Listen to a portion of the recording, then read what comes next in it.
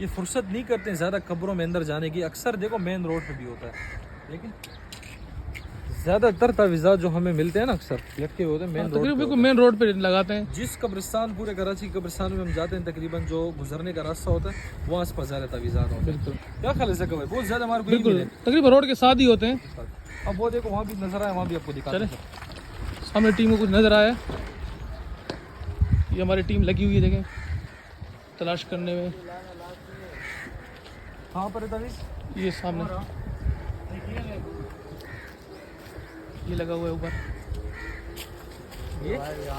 ये जो दरख्त से तावीज़ निकला, ठीक है अब ये खोलते हैं देखते हैं। बिल्कुल नया तवीज़ शाह साहब, हाँ ऐसे ही बिल्कुल नया लग रहा है। लेकिन बारिश के बाद लगाया गया ऐसा लग रहा है।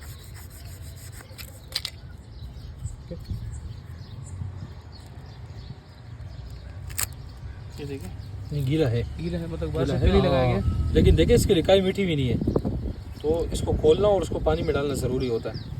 क्योंकि बाज़ों का तावीज़ात कुछ पानी से गल जाते हैं बारिश के, कुछ देखिए लिकाई सलामत रहती है तो उसका असर बरकरार रहता है। ठीक है लिकाई वगैरह लिखी हुई है इस पर, कुछ बाकी समझ आ रहा नहीं है, देख लें।